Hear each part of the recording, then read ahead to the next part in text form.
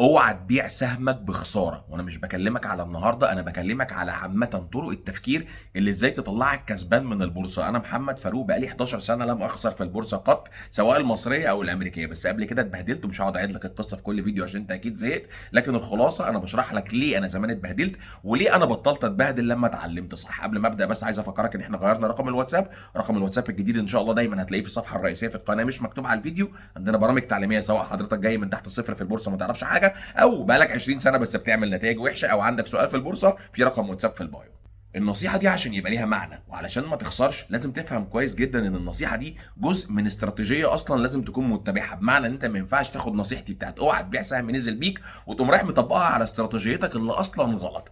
لو انت من الاول بتشتري اسهم تعبانة، سهم الشركة اللي وراه بتخسر، مش بتكلم على سعر السهم، بتكلم على الشركة ما بتعملش ارباح كويسة، عندها مشاكل رهيبة، عندها كومبيتيشن، المنافسة بتاكل من ارباحها، كل المشاكل دي انت شاري في سهم تعبان او سهم قيمته السوقية صغيرة جدا، فالفولاتيليتي التباين عالي جدا، وانت كراجل مثلا مش محترف بالنسبه لك مش عارف تتعامل مع الموضوع ده، فبالتالي انت اصلا شاري غلط. فساعتها بقى مش طبيعي ان انت تبيع لما السهم ينزل، ده ساعتها طبيعي ان انت تبيع وما تشتريش السهم ده تاني اصلا. طيب اذا الاستراتيجيه دي مبنيه على ان انت اصلا بتشتري صح، اصلا بتشتري سهم صح. ليه بقى؟ لما بتشتري السهم الصح القوي المحترم حتى لو نزل، رقم واحد دايما بيرد لو انت عامل حساباتك صح، ولو انت شاري بسعر مظبوط، ولو انت دارس الشركه مظبوط. ولو ما ردش، طب تعالى نفترض، طبعا ما هو وارد جدا ان ده يحصل، كل حاجه وارده في البورصه. انت مش شاري سهم واحد، انت شاري 7 8 اسهم، واحد منهم حصل فيه خساره. وده عارف، انا فكره لما بقول لك بقى لي 11 سنه ما خسرتش في البورصه، مش معناها ان انا ما بعتش سهم معين بخساره، عادي احيانا بعملها بس نادر جدا. لكن دايما محصله المحفظه بوزيتيف، دايما محصله المحفظه ان انا كسبان،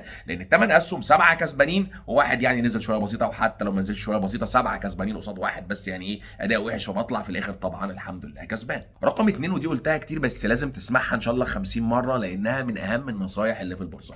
يا جماعه مفيش حد بيشتري سهم كل مره يشتريه بيبدا يطلع من اللحظه دي. اعمل اللي انت عايزه، جيب كل التكنيكال انديكيتورز اللي في الدنيا، في غيبيات وفي حاجات ورا اللي انت تعرفه واللي انا اعرفه ده العالم كله يعرفه. ما ينفعش ان السهم تشتريه بخمسه بكره الصبح يبقى بخمسه وخمسه ويبدا، ما فيش الكلام ده. ممكن تحصل طبعا، ما اكيد بتحصل معانا بالصدفه وانت شفت كده، لكن الطبيعي انك بتشتري سهم وبيكمل نزول شويه عادي جدا، واحيانا النزول ده ممكن ينزل بيا 5% وممكن ينزل بيا 10% وممكن ينزل بيا 15%. وكم الاسهم اللي نزلت بيا 15% قبل ما اطلع منها كسبان زائد 30 وزائد 40% وزائد 50%، مش عارف اقول لك عددها قد ايه. الطبيعي ان انا كمحمد فاروق بنقي نقطه الشراء المظبوطه اللي هي صعب جدا تكون عند القاع بالظبط بالمسطره. ساعات بجيبها على فكره وساعات ما بجيبهاش عادي جدا، مش ده الهدف خالص، وبسيبها. بيجي السهم يقوم شاريه ينزل بيا الاول، وبعد ما ينزل يبدا يوصل خلاص للقاع بقى اللي هو القاع بجد، ويوصل عند القاع ده ويبدا يرد من القاع، بس انا اصلا شاري بسعر كويس،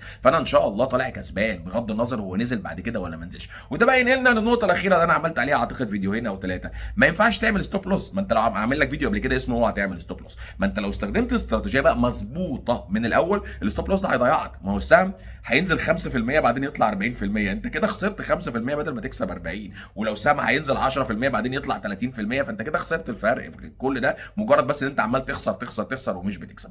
استخدم بقى الاستراتيجيه كلها على بعض نلخصها. اشتري سهم محترم بسعر محترم، اشتري 7 8 اسهم محترمين، اوعى تبيع بخساره واوعى تعمل ستوب لوس. يا جماعه الموضوع يعني مش بالتعقيد اللي ناس كتيره فاكراه، مجرد بس هو ان انت تتخلى عن التشبث بالمدارس الخاطئه اللي بتخسرك بقالك 10 سنين. عارف لو بتكسب فوق راسي والله ان شاء الله تكون اخترعت حاجه خزعبليه ما يفرقش معايا، لكن بتخسر لا، وقف اللي بتعمله ابعت لنا على الواتساب هنعلمك بورصه صح ان شاء الله.